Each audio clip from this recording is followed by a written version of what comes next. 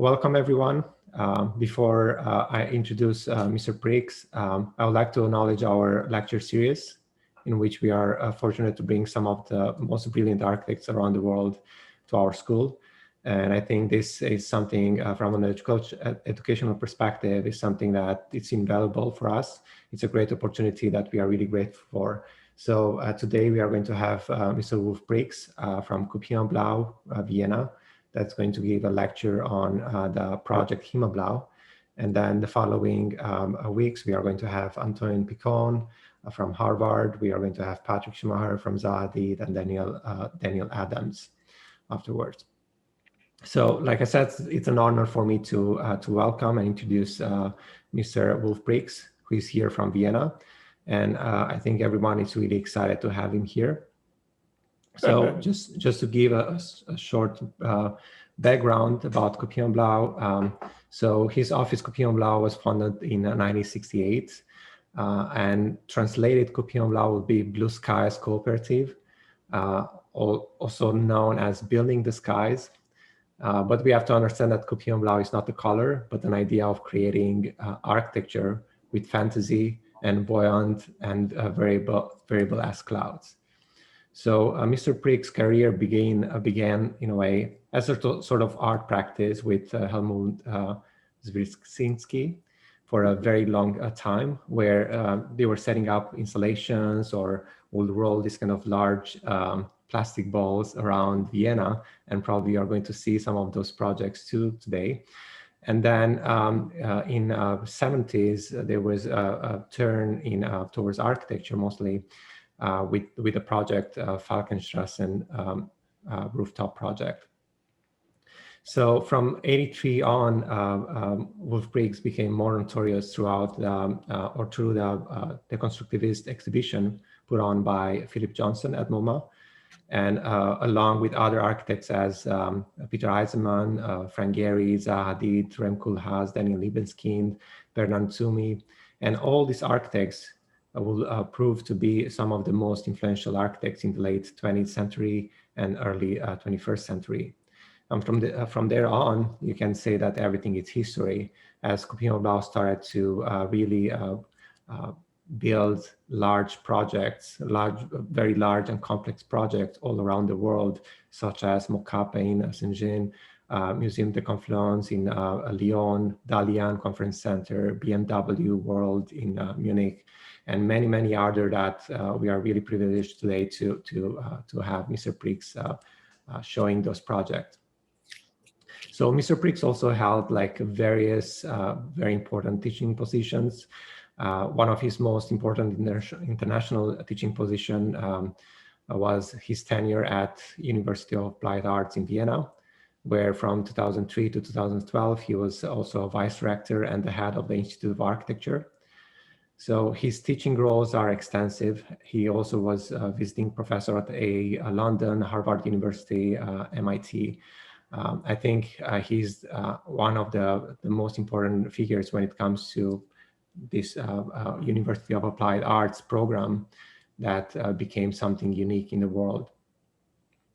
So I would also like to welcome Mr. PRIX as a sort of mentor for myself, as a former boss, and as somebody that I really respect in terms of his willingness to take risks on all levels, not only with work, but also with the office. So this willingness to take risk, I believe, is something that is absolutely crucial to the kind of work you can produce and the difference you can make in architecture.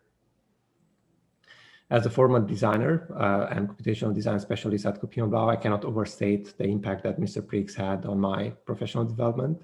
His philosophy, architectural thinking, leadership style, open-mindedness combined with a very sharp critique.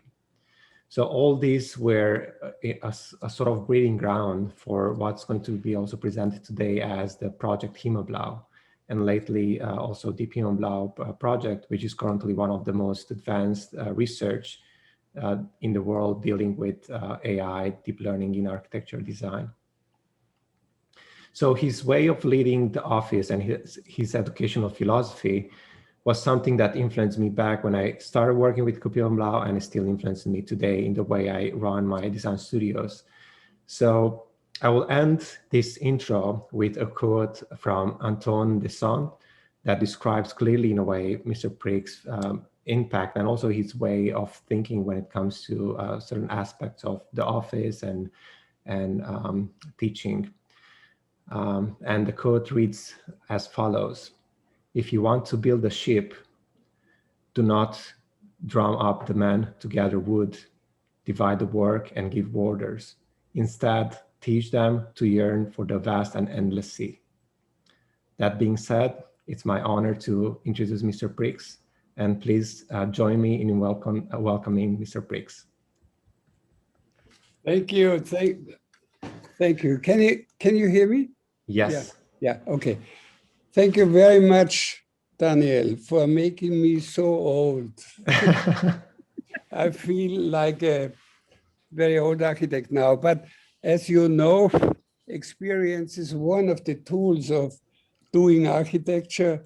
So I feel like a young architect now. You know that Otto Wagner, I think it was Otto Wagner who said that, Frank Lloyd Wright, who said that you become an architect with 60. So I'm a very young architect. I have to say 18-year-old architect now.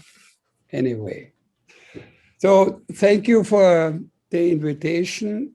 I put 2 hours ago, I decided to do a completely different lecture than I was thinking of.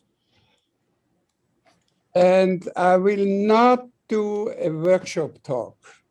I'm not talking about how we use programs. I'm talking about methods we used in order to change the way of thinking in architecture, meaning that we are not believing in architects and architectural theory at all. We say if you think too much in architectural terms, only architecture will come out, which was at our beginning really no. So not a workshop talk, but I will show you, like the title announced, how our design method changed and how the architecture we are doing changed along the new method we developed from year to year, so to say. Okay. Doesn't work? Please. I need Jan. I'm wondering how an airplane could fly with all this computer stuff if we cannot handle a computer. And the AI, I don't think will become a very, very successful tool in the reality of architecture. But this may be in 20 years. But this is not I cannot change let me. Are we waiting for Jan or? Yeah, I think the whole thing is broken again. Oh, I really hate that. This is working. Yes. I don't know how I can change the pictures. Hold on a second. Ich brauche den Jan noch einmal.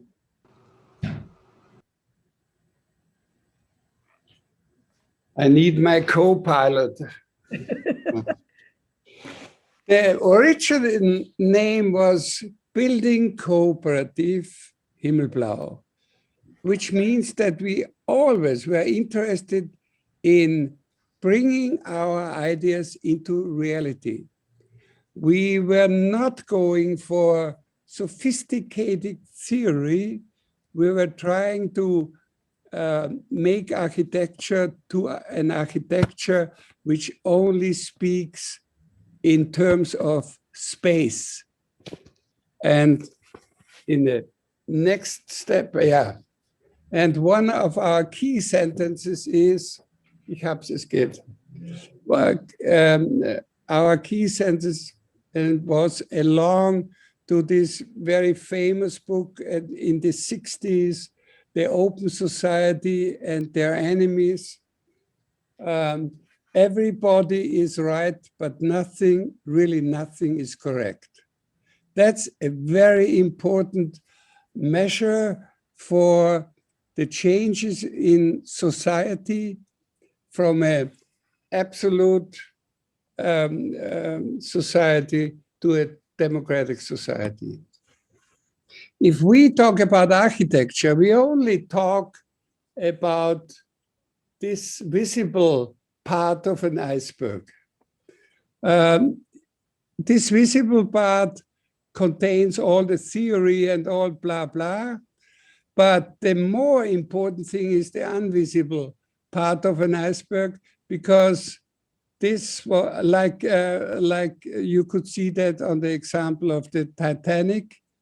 It was crashed by the invisible part, which means politics, economics, social distancing, and the aesthetics, and so forth and so forth. Critics never think about this invisible architecture, which is, I would say, the more influential part to the outcome than the theory we can develop on our academic level. Na, es geht schon wieder nicht. Kann ich noch einmal den Jan haben? Titanic is a good example that this part is the more dangerous thing for all people who are concerned in architecture. Because, as you know, people always, when we propose a project, the first question is not, oh, this is a beautiful project. They always say, how much will it cost and how long will it take? Ich drücke da drauf und es geht nicht weiter. Ja, das geht nicht. Jetzt geht's. Ja, aber schon. Ja, zurück. Mhm. Warum geht es, wenn ich länger rede, Nochmal geht es nie? Ja? We always forget that sustainability has 3 levels, not only the ecological level or the economic level. There's a 3rd level, which is the most important level in my point of view. This is the social aspect and the art. Therefore, we started to introduce art and all the other things which have nothing to do at the first glimpse with architecture into our way of thinking when we started Coop Himmelblau. Es geht schon wieder nicht, Jan. I'm sorry. I need a co-pilot, I have to see. Now you can study the 3 levels more carefully. I'm waiting for my co-pilot again.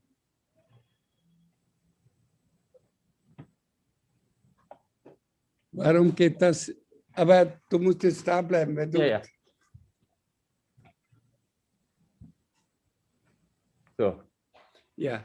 Warum geht es nicht weiter? We are living on a... Nowadays, we are living on a very uncertain ground. Nothing is for sure. Old structures are going to die, but they are not dead already. And new structures are not born now. But we can, in the school and all the thinking, they can do experiments which could maybe influence the upcoming new structures. It's very important. So the schools have a very important role. Wieso geht das nicht? Everyone knows this painting, very famous painting. How would Michelangelo paint this building nowadays? Maybe like this. Very, very, very, very important, because we all believe that we are ruling these social networks and all these programs. But the truth is, Yeah. the truth is that we are ruled by this system already. Think about Amazon and all these other guys who are ruling this. Yeah. Gravity, you know, is not a power, like Einstein said. Gravity is an attitude of the space. For us, it's a very important fact, because all our projects we are doing, we integrate the gravity as an attitude of the upcoming projects we are planning. And not by chance, not by chance, you lie in the chair of Le Corbusier the same way that astronauts are lying in the space capsule when they overcome gravity. And since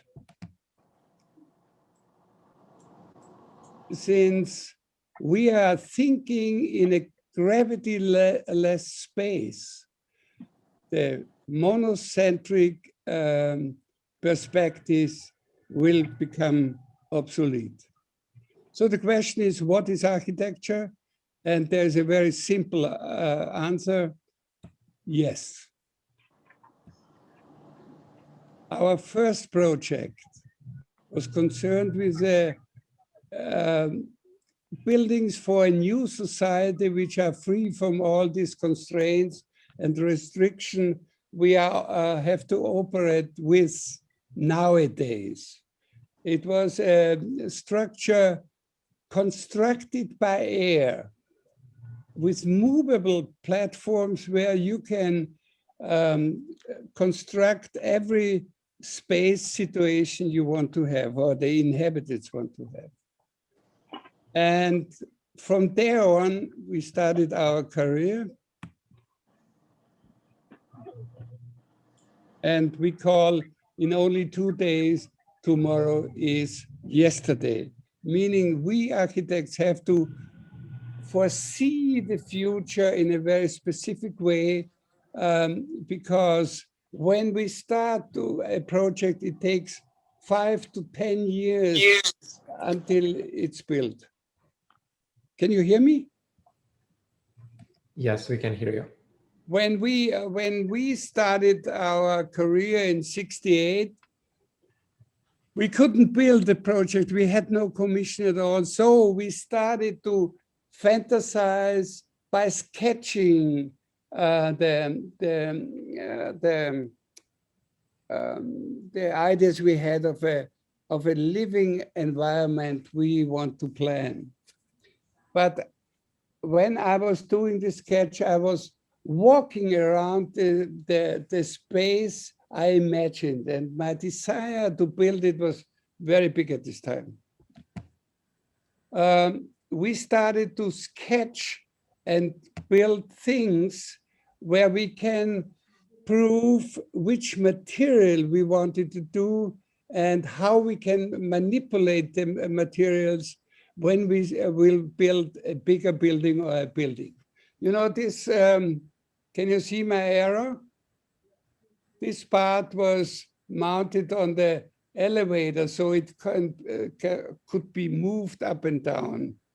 Movable architecture. Or materials. The skin of this city was an object, a foley we did for a museum in Berlin, where we combined materials like this, glass, metal, and concrete parts. We studied it, how we can do it when we will get the first commission. This is the cloud I showed before, a sketch.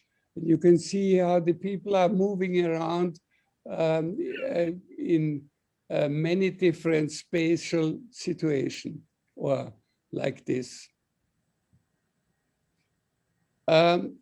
Since I said we wanted to build things, we started to get sponsors to get to build a space situation which we could imagine could improve the environment and the reception of environment. Villa Rosa was one of the first things we built. It's a flexible living machine with movable space, and so forth. The last drawing I did with pens, with a pencil. I'm wearing this on my right shoulder as a tattoo. This was the last drawing I did with a pen.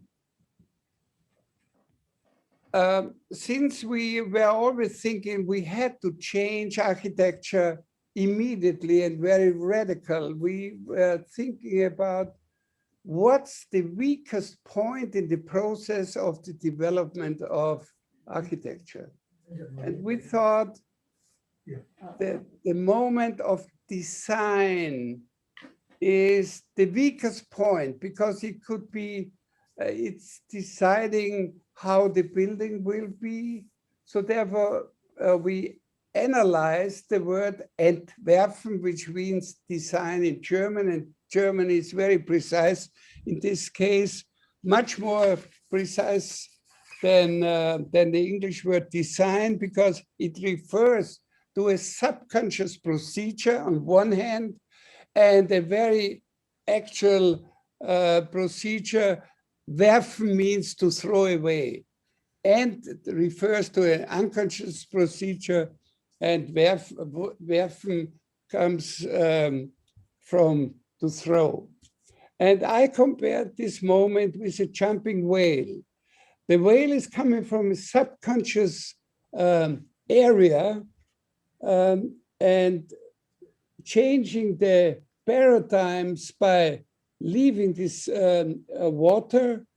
And while he is doing that, the whale is doing that, 30 tons could fly. And without knowing what deconstructivist meaning at this time, we found out that we were one of the first deconstructivists, because this was done in the first beginning of the 17th. We started to experiment how we can influence the moment of designing, meaning saying that the moment of design is the moment where we can liberate space. And later on, we found out, when we were invited to take part on the exhibition Deconstructivist Architect, we found out that it was common in the architectural scene to think about that. The deconstructivist term is coming from Derrida's philosophy, and to make a long story short, he's saying that in the moment the writer is writing, the painter is painting, the composer makes compositions. He, in every text, in every painting, in every music piece, there is an unconscious, written, painted, or composed moment which rules the whole text. This is very, very connected to Freud, which, you know, was a Viennese guy who said that the unconscious is ruling and influencing our actions of the daily life. And since then, since we are Viennese and we are firm with all this series, I feel really connected to this moment of designing. I feel that this deconstructivist thing is a very important thing for us, because in the moment you design, you can, if you make it very snappy, you can exclude all these prohibiting things, meaning all the things which prohibit the liberation of space, namely, economic things, codes and rules, and so forth, money, and what people always ask for at the first moment. If you can make it very snappy and let the unconscious rule your tools, meaning the drawing at this time, we can get rid of all this prohibiting and pressing things which makes architecture to a very boring thing. And this is an example. It's called the open house, and this was the first. I was trying to draw because I was a very routine drawer.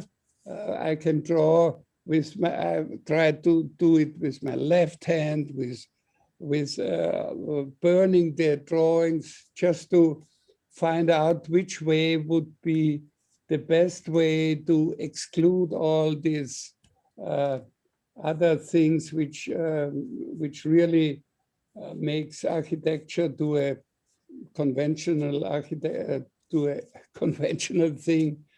And we got a client, a psychoanalyst in San Francisco. He called me up and said, "I want you to design a house for me." And we were talking a lot. And I was talking with the client, and we were talking a lot with my partner, Helmut, at this time. And never thinking about spatial consequences. And one day I was really sure that I know how the building should look like, which contains all the wishes of the client, and at the same time is a space which is not putting the wishes of the client in physical borderlines. I closed the eyes in order to, and used my hand as the seismograph of the feeling which I can imagine I will have when I step into this space. A very deconstructivist method. At the same time, my partner was building a model which is small like a matchbox.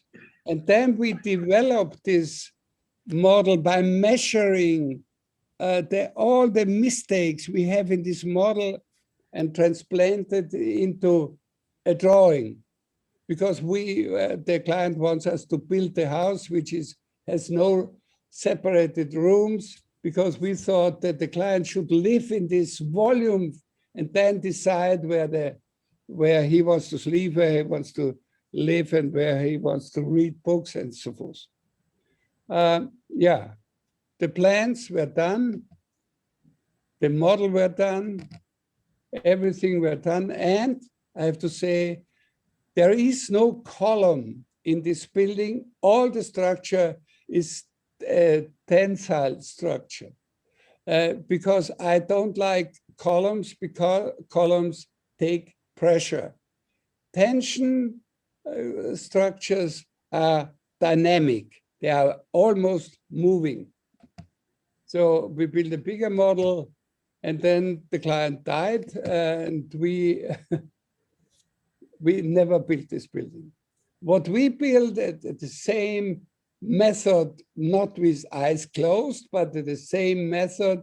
This is the first sketch for the rooftop, which we built in Vienna, breaking all the building codes of the Viennese city at this time. Why we could do that? We brought the model to our mayor, and he said, "No, this is not architecture. That must be art." And I said, "Okay, if this is art, you cannot use building codes in order to check this building." Yeah, we built it.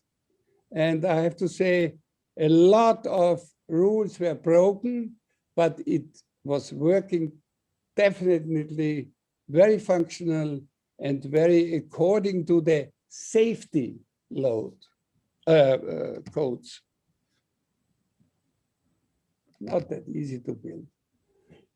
While experimenting by doing a model measuring with a scale, I read a magazine saying that in LA for a movie,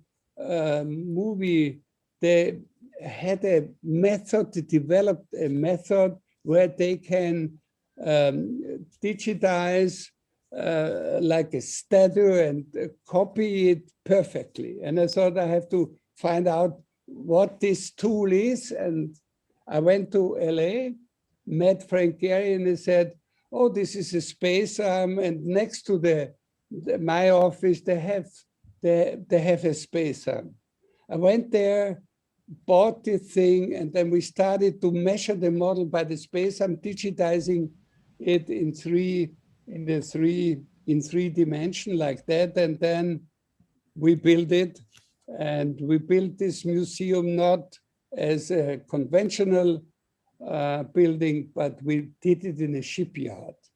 Because at this time, the shipyard had no work, and therefore it was cheaper than to make it conventional with a conventional brick and concrete construction. We built the museum like a ship, and you can see the inside.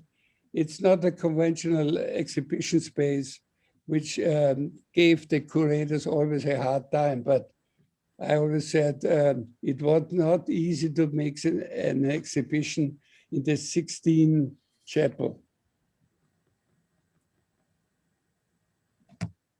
Museum Confluence, space arm, and beginning the parametric, using parametric models, but the influence was rather a natural the story. The point of departure was the area we had to build it is a peninsula, and two rivers come together. Therefore, they call it. It will be the Museum um Confluence, floating together. Not only the content will be hybrid, but we thought also the building has to be developed very hybrid, and we experimented the flow of two liquids coming together in order to find a new language to express this floating together. This is the space program. And one of the most important things is the turbulences, which you can see if two rivers are floating together. And we took one turbulence and created a column out of it. And this column is supporting the glass cylinder, the entrance, the lobby of the theater. You will see it immediately, and you can see it that it's built. And it also serves to reduce the amount of steel, meaning to reduce the money to build, so we can do it and not create problems with the budget. This is always a problem if you do it extraordinary things.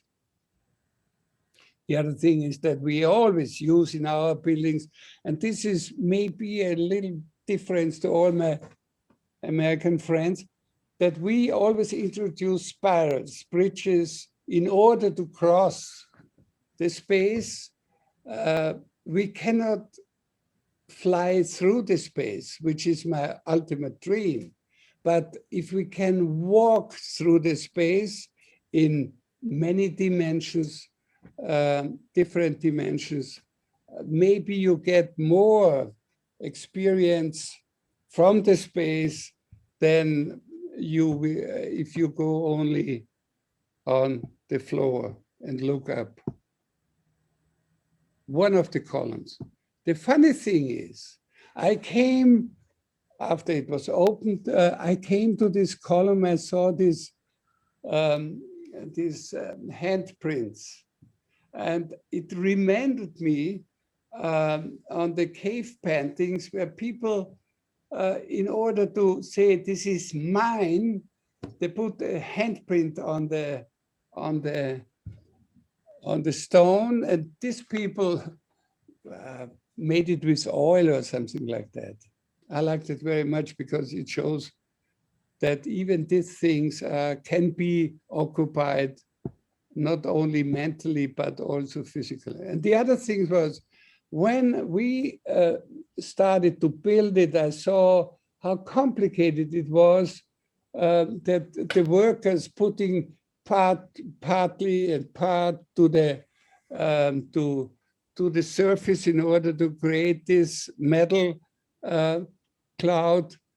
And I thought, okay, there must be another way how we can do that, and it would lead us immediately that we can do it also with robots. That was not possible at this time to introduce it in a regular building in Europe, but we could do it in China. This is Lyon, still Lyon.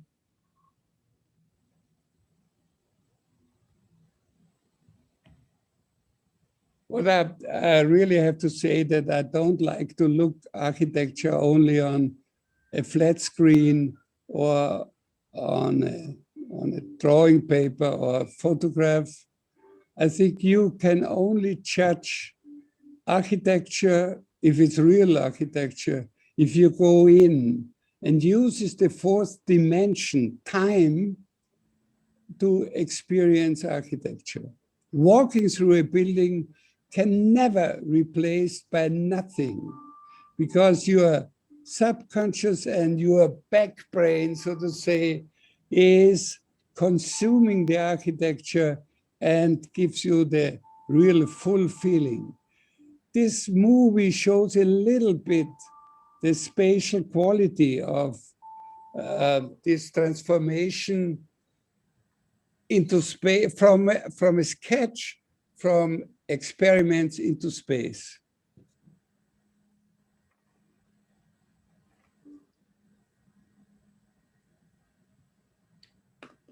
I don't make it too long. In Shenzhen, we used the robots as experiment in order to create a very complex figure you will see later. This is the space program. 2 big exhibition rooms are under one roof. They call it the architectural museum. They call it planning exhibition platforms. And on the other side, there is a really exhibition box, enormous dimension, which houses contemporary art. And in between, there is a cloud, which we developed. This is the urban strategy, how we came, and this is the internal strategy. We wanted to make a 3-dimensional Chinese garden, creating spots where you can walk by to see under the art or under the architecture. You have different experiences, not only the point of view in eye height. The cloud of experience is concerned with my favorite sculpture. This is Brancusi, or like the people there say, Brancusi. And from this form, we developed this cloud of knowledge, and we build it. And this is how it looks like outside. Of course, we used digital tools. We used every tool we had at hand at this time. It's done with BIM as well. But the main thing, actually the north facade is different from the south facade.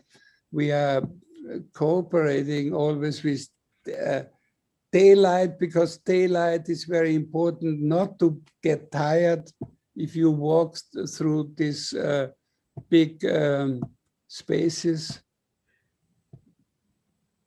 This is the entrance, exhibition hall, the cloud of knowledge, a lot of levels, bridges. This is like a reference to Frank Lloyd Wright, House on the Waterfall, and the many other experiences. You see the bridge, you see the crossing, you see the stairs. So you can look at this, not only the space, you can look at the exhibition from different levels. You see how big it is. And this is the last dance of the architect. I was explaining to the client what happens there. And then we thought, okay, now before we started to build it, I thought, okay, not Lyon again. We want to have robots to build this cloud of knowledge. And the Chinese company calculated not to do it by hand, so to say, would have 90 workers, 9 months. In this case, it took 9 people 1 month.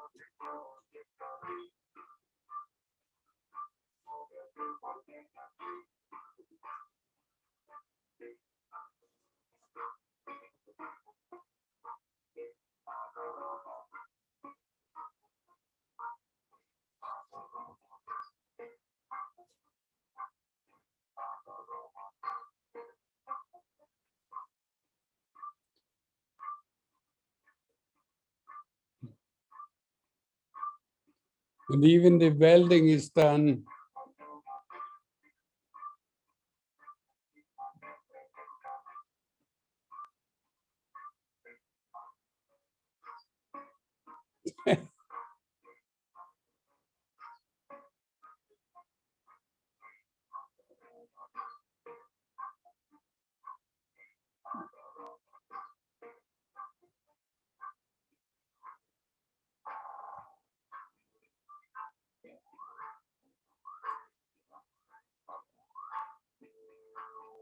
And even cleaning the seams is perfectly done. Anyway, so this is our office, and a little bit the danger of the developing this new method. This is our office now, and maybe in 10 years it will look like this. Another example is that it's a little church in my hometown, and we decided to do a small, the commission was to do a small chapel there. We took the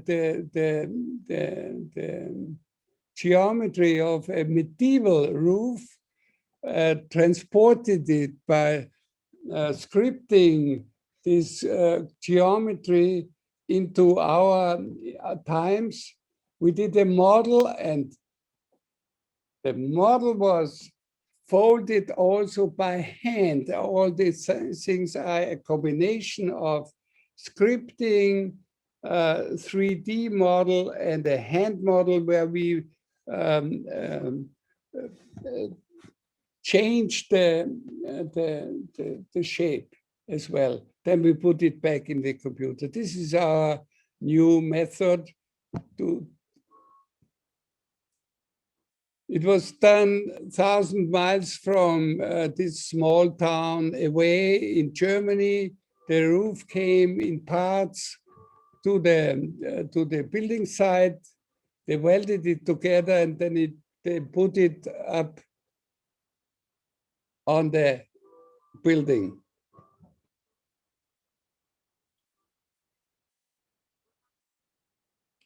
Since this is a little church, the music is Stairways to Heaven.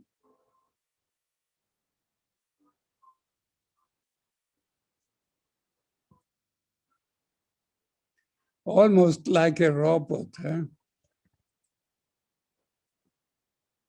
Ready-made roof.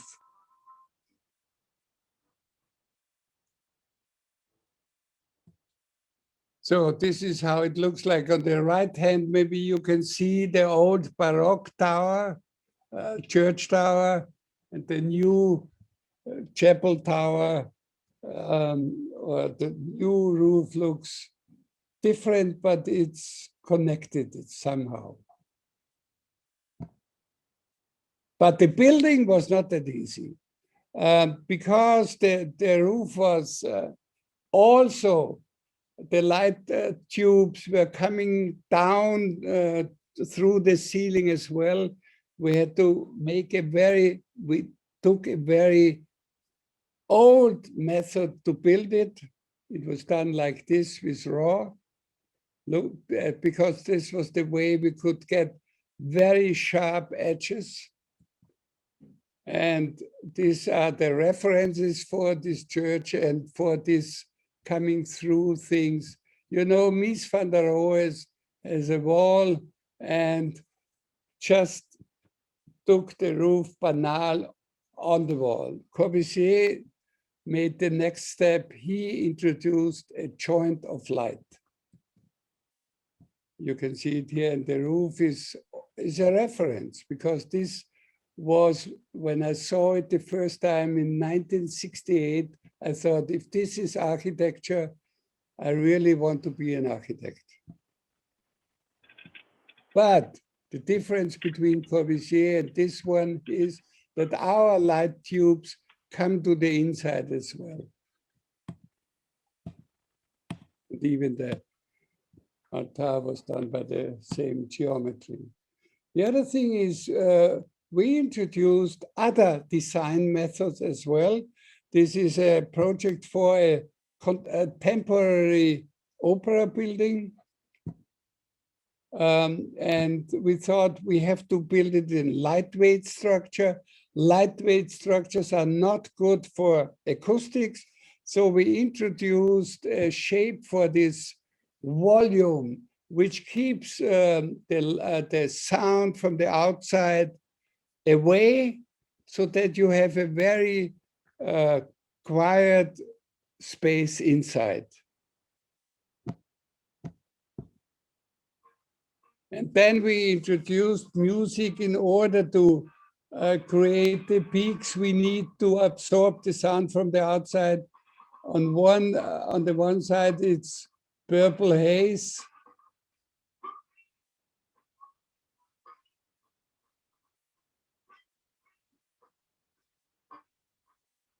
Constitutes the size of the peaks.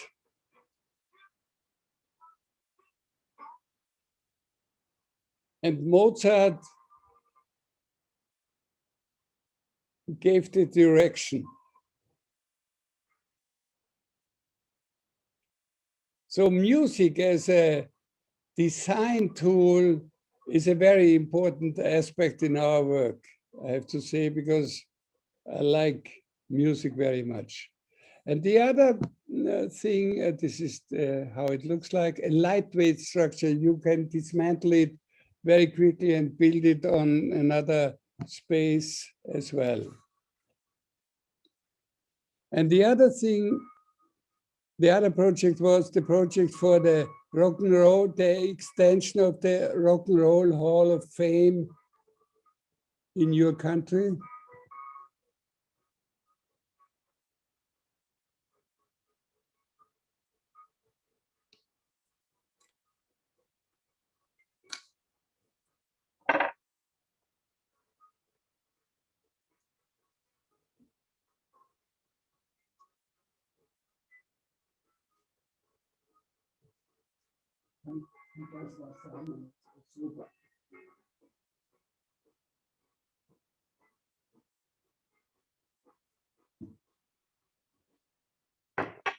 And I have to say that, the solo of Keith Richards in this music piece, I tried to copy it for years, and I never ever could find the right sound. I changed the amplifiers, I changed the pickups and things. I never can do it until I heard the story I just told you, that the neck was broken doing the last sound. But what we can do for this, we could analyze the lick of Keith Richards and make a building out of it. So the other thing was, music as a tool of exploring new shapes and new forms in architecture. Now, since we are far more advanced, as you can see, I'm not drawing on paper anymore.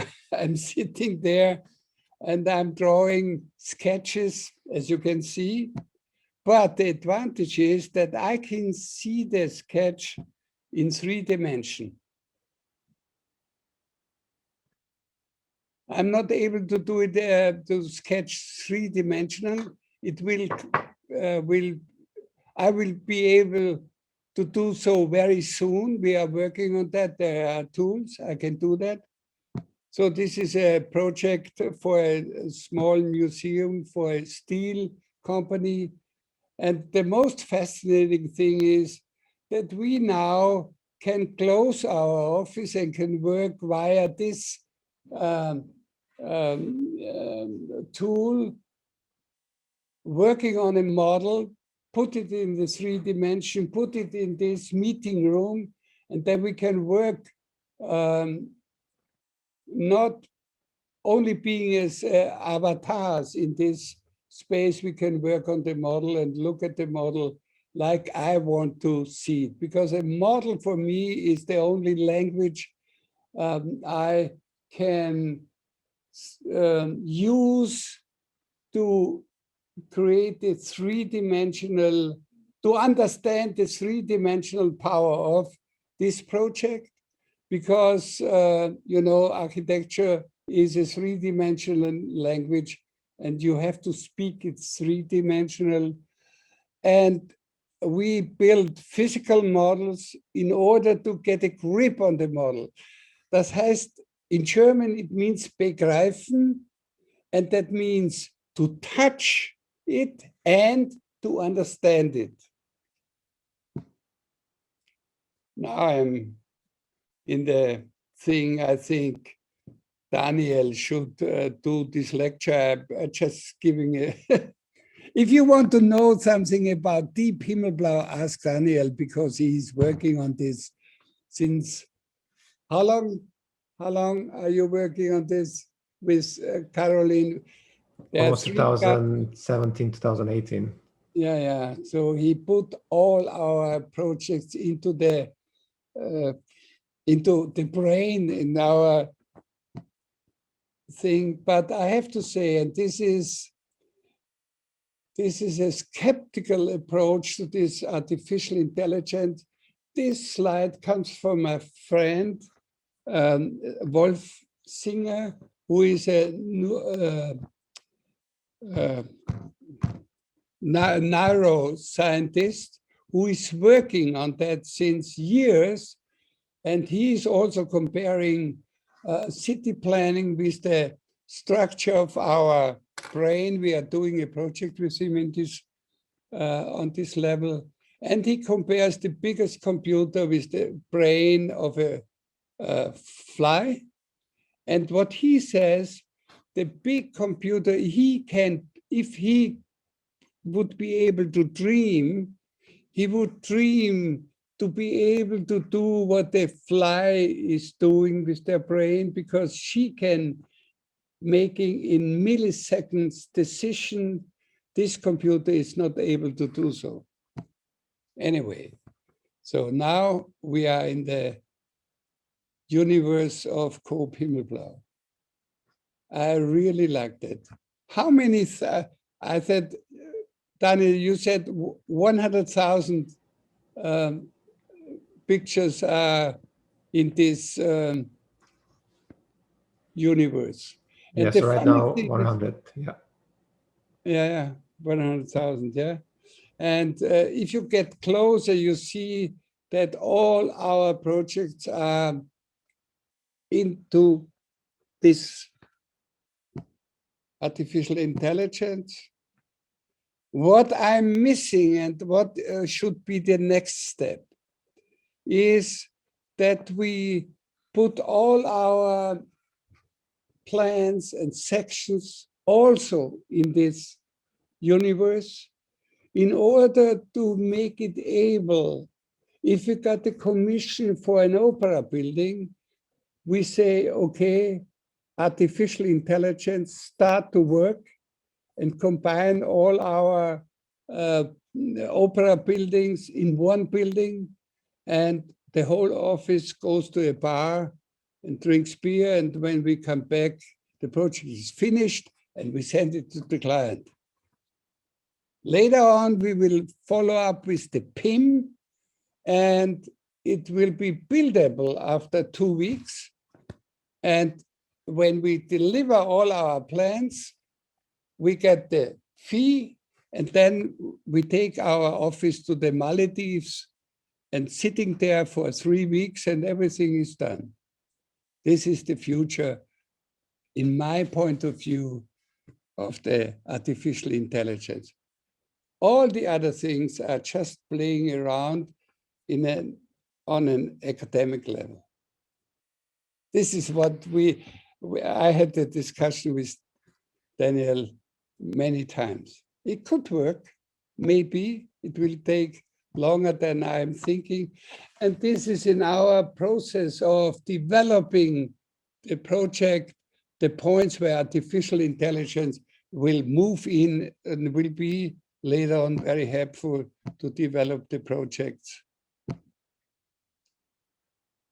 First, experiments, camera input, artificial intelligent output.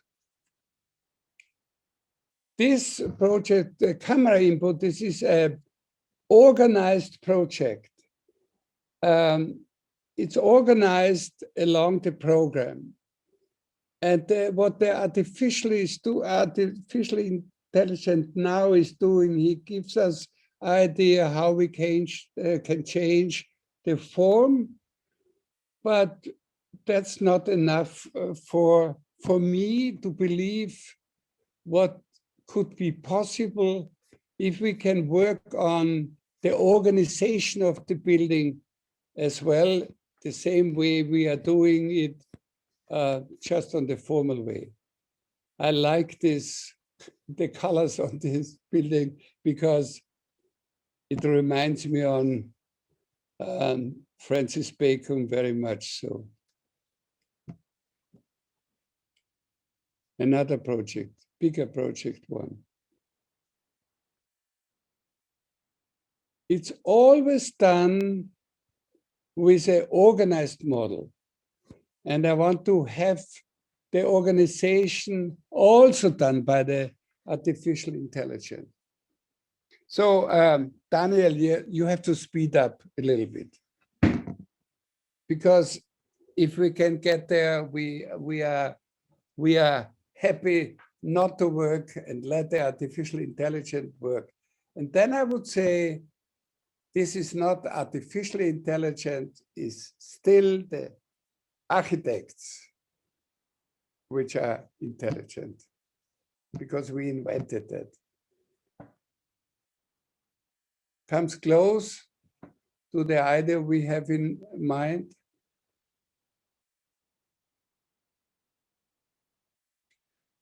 And when we have an organizational tool as well, and we interfere that, the organization will say, stop, it's finished. Not we are saying that, the artificial intelligence, the tool will say, this is it, the future. And the clouds have. Sooner or later, we can build this building, I'm sure.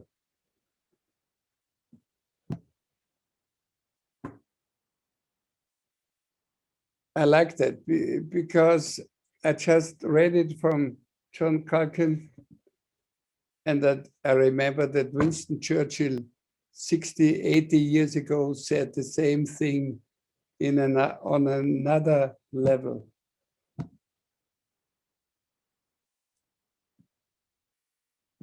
And maybe in 20 years, the lecture will start like that.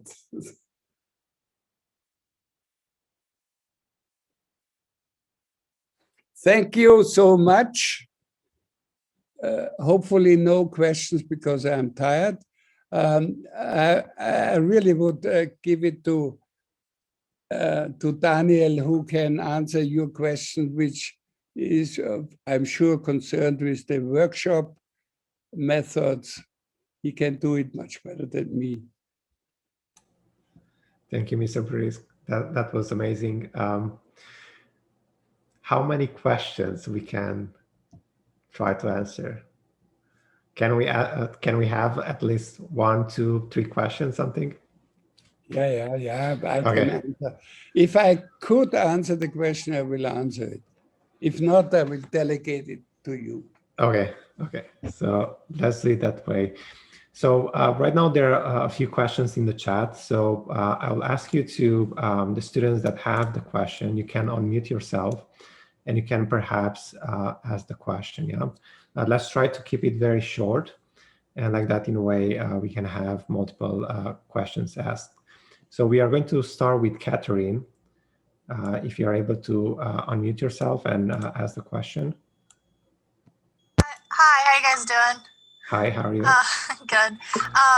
So I think you kind of answered my question a little bit. I was asking how you mentioned that it was your dream to be able to have a program to fly through the space instead of walking through it. But we've always been taught in school that renderings should be taken from like a person's eye view, because it kind of shows the experience someone will be having. So what would you say would be the advantage of being able to fly through the space versus walking through it? Are you asking me or Daniel? Not me, for sure. Whoever has the answer. Renderings are just lying. Renderings are not, they don't give you the real provement whether the architecture is spatial or not. Renderings are only for stupid clients. Gotcha. But I know you were talking about having a video walkthrough, like as in, you're walking through the space, but you're saying you'd rather be able to like fly through the space. What exactly did you mean by that? What? Say it again. I know you were talking about having a video walkthrough as if someone's walking through the space, and you were saying you'd much more prefer to be able to fly through the space. Not the video. No, I'm not talking about the video walkthrough. You can do an animation, which is also lying if you walk through, because the real space feeling you have to experience by yourself. When it's finished, then you can prove whether you were right or not. I prefer to build models. The bigger, the better. Step by step. If you develop the project, we start with small models and getting bigger and bigger. And then we have these video conference models where I can talk to my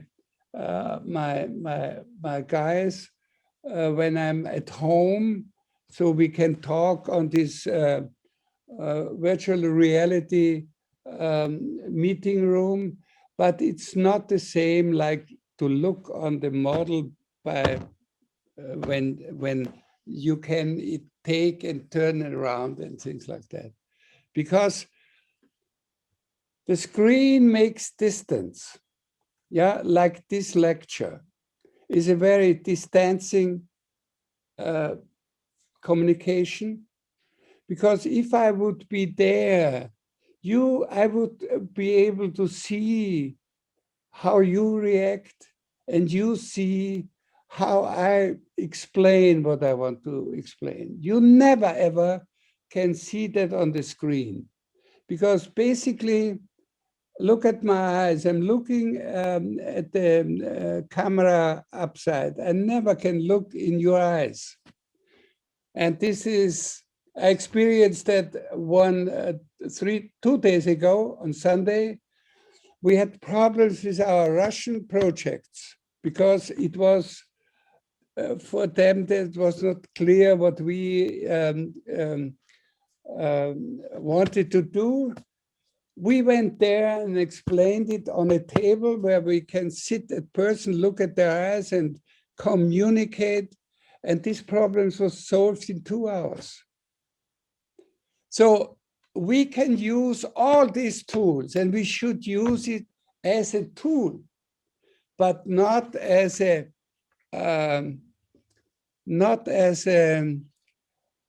demanding tool. What Yeah, I that can makes sense. see, what I can see, how students are working, designing the projects. They are playing around on a 3D model only on the screen. It's a big difference. If you do that planning on the screen and make a model, then you can prove whether this is what the screen says or the rendering says it's true or not. If you have the experience, I have to say. Yeah, absolutely. This is, I think, to combine all the tools, namely physical model, 3D model, virtual reality. If you combine them, this will be the next step. Like the television didn't kill the cinema. The simultaneity of systems is the future of our world. Yeah, absolutely. Thank you. So there's another questions from Diana Bash. Diana, if you can unmute yourself and ask the question.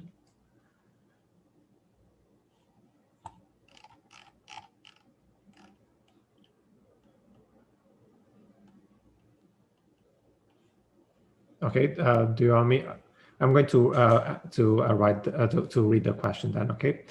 So in a 2013 interview, you used the analogy of a person sitting on a branch, sawing the branch off to describe the state of the power dynamics the architect currently possesses. You lamented that the architect has all the responsibility, but less and less power with time. What powers will you advocate for architects to have that you believe they don't have today? I said that we architects are sitting on the branch and sawing on the branch, not with a saw, but with a motor saw, meaning that we are losing power against the prohibiting forces we have to face every day, meaning the politics, meaning the clients, meaning the project manager, meaning the evaluation guys. We have to get power back by demanding that we are the experts.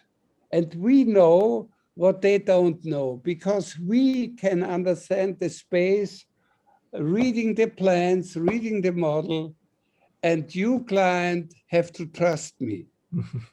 So you have to trust us. You know, I'm 40 years doing, or 50 years doing architecture. I have experience you will never get. You never know, will know what I am experienced and what I am intending to do. So the problem with our project at the first glimpse, when we show the things, everyone says, oh, it's so complicated. You can't do it, and I don't know whether it's worth. When we get through with this project like Mocape, yeah, everyone is happy. Everyone is impressed by the kind of Borromini stuff we are developing. At the background, you can see here is one of the details of the Mocape Museum. So what we have to do in the future, in order to get back the power we had 100 years ago, we have to develop swarm intelligence. You know, now we are so many architects in the, like swimming like sardines in the pool of sharks. So for the client, it's easy to bite one out of this swarm because we architects have no swarm intelligence. Everyone believes he is the better one. In order to overcome and get back the power, we have to unite in a not in an academic sense, but in a political sense. So this is the answer to your complicated question.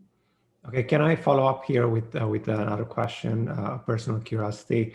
So I think one of the challenges that many architects face is this aspect of you're starting with an amazing idea, and then you're faced with this kind of like budget and then project deadlines and client and politics and regulations and so on. And then at the end of the process, they end up, instead of having that kind of amazing sketch that they started with, they end up with a project that is very watered down in a way. So in your experience, how is Coop Himmelblau able to maintain in a way that kind of initial quality that you have in the sketch when you are starting to design? We always said that you cannot fight 100 tanks with one tank.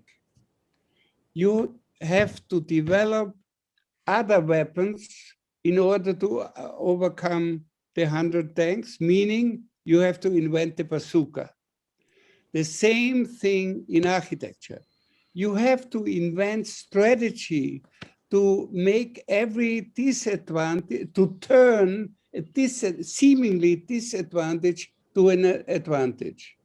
Like we said, okay, if the rule is, you have to, hinterfragen means you have to look behind the scene and look what the reason is, why does people asking for this solution and not going with our solution. And by checking that out, maybe you can develop the idea to getting through with your idea. For instance, this rooftop, which I think was the first so-called deconstructivist building, we only could go through with it by saying it's art. We could persuade the mayor that is not a conventional rooftop extension.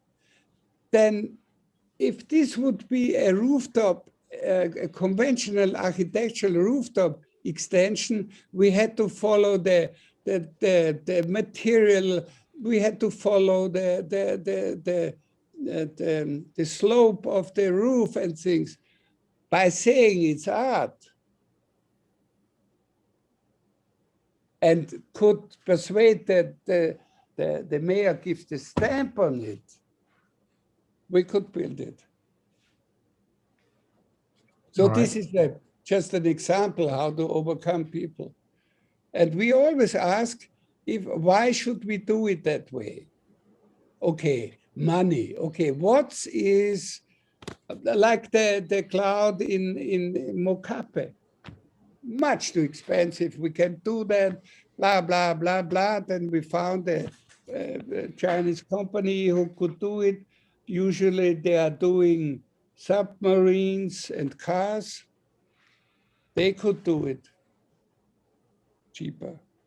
And on the other hand, the budget, we could keep the budget in Lyon by introducing this turbulence column, because it's a very intelligent, the structural engineer, my friend Bollinger, is intelligent, and we are intelligent to invent a new kind of structure. There are only this one color supports the whole glass cube, the lobby, the glass structure, glass and steel structure, reduces the weight of the steel 1/3. So therefore the budget comes down 1/3. So these are some examples for strategy, how we are acting. We don't believe every code. We don't believe we don't, at the first glimpse, we don't take the program as given. So we have to analyze what the client wants and how we can do it better and cheaper and more iconic. I have to say, you know, when we built BMW, they calculated 800,000 visitors per year. And we said, okay, if we do it more iconic, there will be more visitors. And they say, oh, we'll see, okay, we'll see. Now they have 3 million a year instead of 800,000. And if we calculate what we are doing now in order to prove that this kind of architecture is attractive to people, because people are loving without knowing it. They experience the space in a very comfortable way. So that creates an atmosphere, an open arm atmosphere, so to say. Okay, so following up on this idea, so mostly we are talking then about we have to turn disadvantage into advantages. We have to develop very smart strategies that in a way overcome these kind of challenges. It's getting us ahead in a way. So here there is a question that follows very closely with this. A student is asking, how do you see the practical application of artificial intelligence in architectural field evolving in the next 20, 30 years? And maybe we can address it in connection to this kind of like, we have this kind of challenges. So can we use maybe artificial intelligence to help us come up with better solutions, with smarter solutions, the same way that we try to avoid or to turn disadvantage into advantages? I think the advantage of the artificial intelligence could be that we architects get more intelligent. Meaning introducing not only that, like we discussed, Daniel, you know, introducing not other kind of Gestalt. Yeah, you understand Gestalt? Yes. Other kind, there's synthesis of program and form, but but also develop the organization of the building. If this would be able, we have to take care that not the big offices are taking all these advantages, and we poor guys are sitting there and working for big offices by using the computer and designing some details. This is the danger, like PIM. The PIM was done, I know this was developed also by Frank Gehry and his crew in order to make more architecture, develop more architecture in in an economic way. I would like to, I don't know, ist der Jan noch da? Er soll bitte kommen. I show an example. Yeah?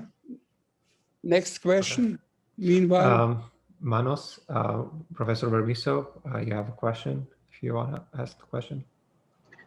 Yes, I do. Good evening, Mr. PRIX, and thank you for a great lecture. In light of the discussion that we are having about AI, and I know that Daniel will be tempted to answer this, but I would like to hear your thoughts on that particular aspect, because you spoke about the unconscious in the beginning of the presentation. So my question is that current machine learning methods for architecture usually interpolate between data that comes from existing ideas and projects. Do you think this is a limitation that excludes the possibility for reaching the kind of unconscious moment you mentioned, the one that guides our creative processes? Das Projekt? I'm sorry, I'm here interrupted. I'm sorry. The subconscious and? I was talking about, you mentioned that the fact that there is this important unconscious moment within any kind of creative process when a writer is creating, a writing or a musician is composing, and I guess it extends to the designer. And because our current AI methods rely on interpolating between data sets which rely on data on things that we already produced, on ideas which already exist. Do you think this is a limitation that negates the possibility for transcending that kind of process and reaching the unconscious moment that you described earlier? Well, I'm in discussion with my friend, the neuroscientist. We discussing that all the time, and he sent me the picture of the fly and the big computer. He's saying that it will take another 100 years, to get there. That is, we can break the distance between the machine and the human being, so that we can the machine could develop a subconscious as well. I don't think that if the machine is learning the shapes and the shapes and the plans, if the machine is learning that and combining it, that new development will come up. But I have to say, this is not my problem, because this is your problem in the next 30 years, not my problem. Yeah. What I wanted to show is how methods are changing. In my architectural life, we started with a pen. Yeah. Now I'm drawing on the 3D program and trying to develop the things. I'm not sure, I have to say, because it's very recently I did that for the newest project. I made the drawing, and turned it around, and I will try to make a 3-dimensional drawing. I don't know. I have to say, I don't know. I really will, maybe in 2-3 years, I can answer that, whether this is the same feeling I developed at the same, when I'm drawing a drawing. I have no idea. I don't know. Every advantage has a disadvantage, I have to say, and the faster we are, maybe we are in danger that other people, building industry, is taking over our jobs. Yeah. Is that understandable, or? Yes, perfectly. Is this answering your question? Yes, it is. Thank you. Okay. Thank you. So we'll have to wrap up soon. So probably I will just ask 2 more questions. because we are already 2 hours almost in, or 1 hour and a half in, and also it's late for Mr. PRIX. So one question which mostly hits at the core of Coop Himmelblau is, what is about the cloud that inspires your design process and overall practice? Say it again. So what is it about the cloud that inspires your design process and overall practice? You mean when we started our office, Himmelblau? Yeah.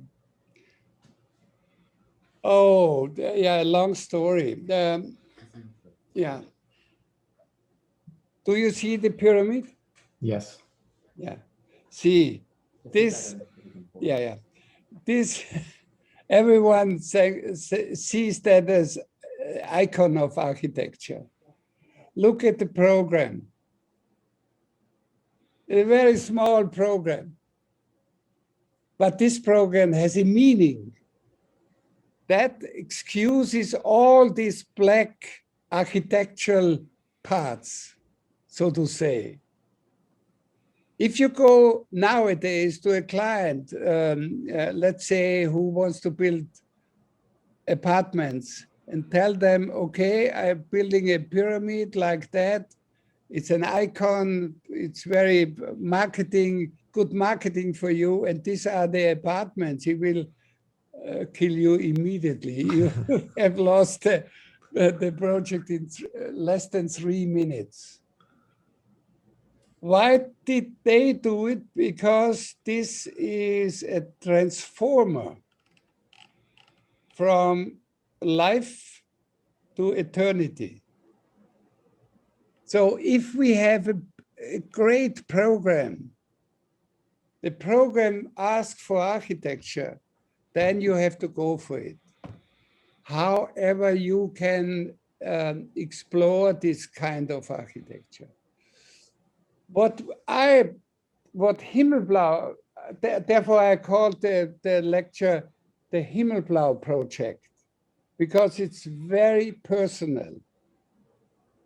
It's not the only way we can do architecture, but this is one way. Yeah. Like I said, everyone is right, but nothing is correct. So this is what I always say. If we can prove that it's worth to make architecture out of the program, then maybe you are able to convince even the most stupid guys. And if your verbal arguments are not enough, then you have to do a rendering. And if this is not enough, you have to do an animation. Then they are happy. Okay, so can we also address this question of what is it about the cloud, the idea of clouds, that it's inspired for? Cloud. You know, I love to read Shakespeare, and my favorite piece is Hamlet. And you know why I love and why I always compare our architecture with Shakespeare pieces? Because not one drama of Shakespeare is a one-liner. Hamlet as a one-liner, as a box translated into architecture, would read, the ghost appears, Hamlet kills himself, and that's the end. So this would be a box. If you want to translate the whole story of Ophelia, the father and the mother and Polonius and things like that into architecture, it comes close to architecture of Corbusier, of Kiesler, of the Baroque architecture, and so forth.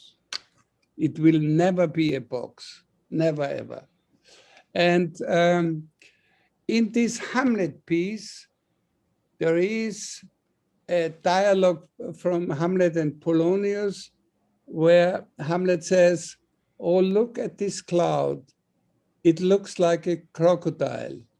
Yes, my prince, was the answer. No, and then he said, oh, it changes to, I forgot this other thing. So I thought, okay, why should we always be influenced by the existing space? Why don't the room not change according to our desires?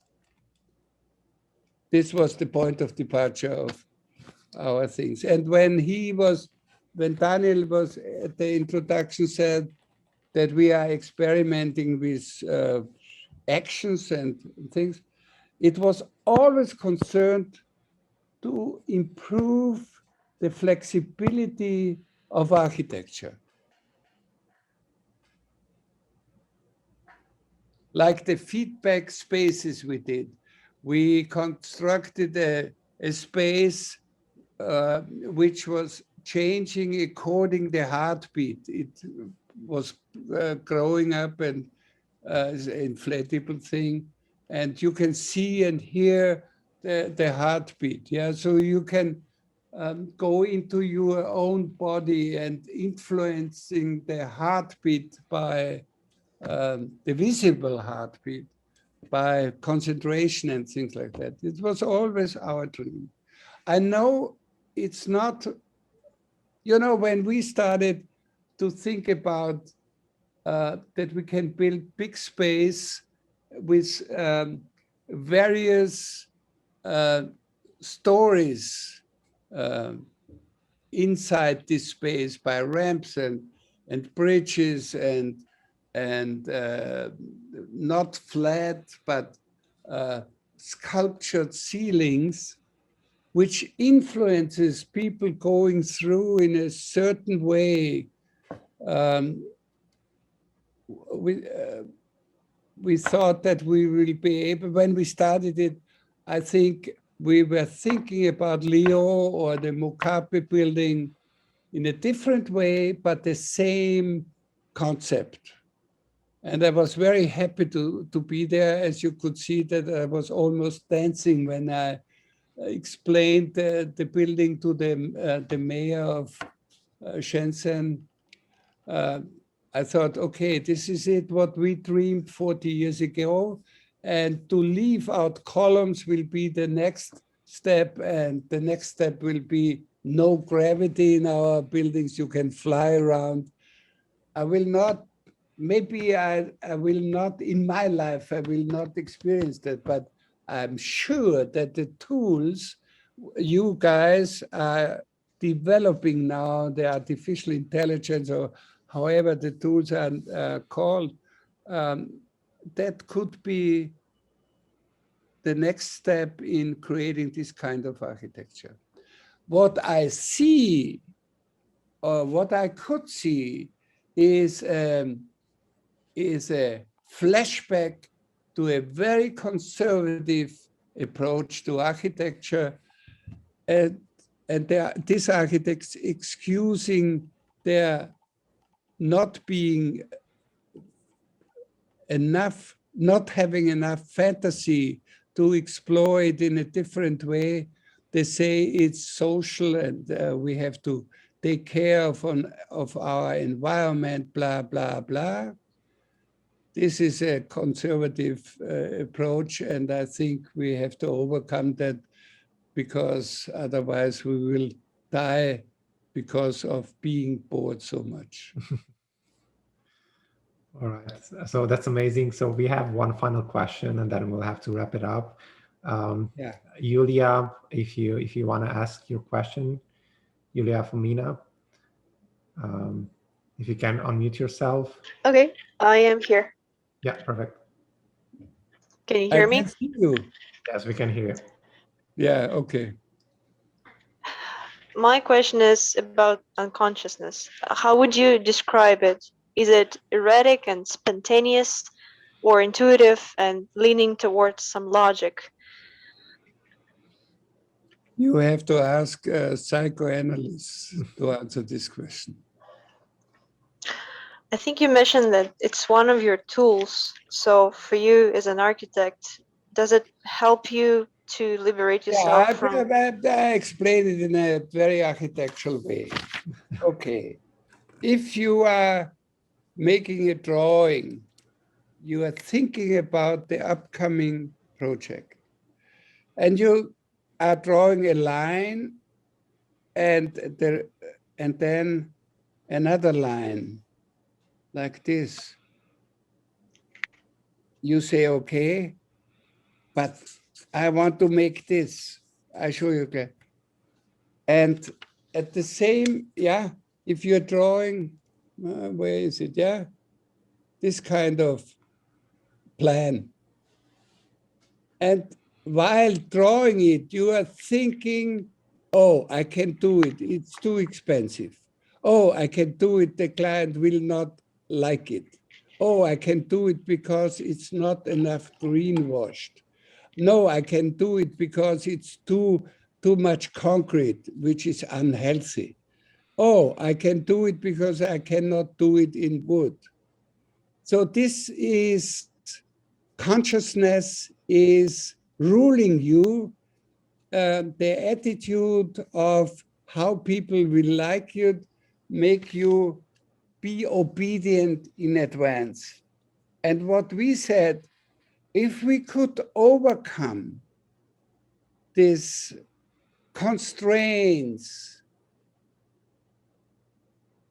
and making it possible and drawing it without thinking about that, the drawing obviously comes not from the logic, but it comes from your hand, which is connected to your brain, and not visually and not rational, because there was an exhibition, Holland did it long time ago at the Biennale, the architect is a seismograph of the future, yeah? And yeah, this is the explanation in an architectural way. We are suffering on this architectural attitude, being obedient in advance, and to and you have verinnerlichter Zwang. I cannot translate it. I'm sorry. That the being obedient in advance is that you always think you cannot do it because it's not allowed, instead of thinking, okay, this is what I want to do, and I try to do it. Understandable? Yeah, so I think here I'm just going to start to wrap this up. So I think also Himmelblau is touching a bit on this kind of idea, like how we are challenging our conventional way of thinking, how we challenge that kind of way of, we are looking at something, you have already a way of looking and interpreting those things. So how can you challenge that? And I think in Coop Himmelb, this is what it's amazing, is that you engage in these kind of processes that they are not necessarily linear. They are not necessarily just one sort of process, but you have this kind of multiple processes that operate at different levels, and you are trying to challenge design at multiple levels. Yeah, not only you have one tool that generates everything. Yeah, we call this is feedback. Yeah, exactly. And Mr. PRIX, you are describing this also like Barcelona rule, like how you have in a way this kind of breaking of the game. So you have this kind of triangle game in a way between players, and then you have a fourth player that comes in and breaks in a way that rule. And here I think it's the same kind of issue with architecture. You're always falling into this kind of habitual patterns of designing. And the idea is then how do you break those patterns all the time, yeah? So I think this discussion is amazing. Reminds me of being in the office. It's 6:00 p.m. I'm about to go home. Mr. PRIX passed by, and then suddenly we end up in a super long discussion, like 3-4 hours discussions. So yeah, this is amazing. Unfortunately, we'll have to wrap it up because there are also some classes that students have to attend to. So, Mr. PRIX, I don't think words can express how much we appreciate you being here. So we thank you a lot. Yeah, I think it was amazing, and I think many students found like a lot of insights about how to think about architecture and the role of them as architects in this society. So thank you once again. Thank you very much. And Mr. Vermisso, I liked your question very much because I don't know the answer.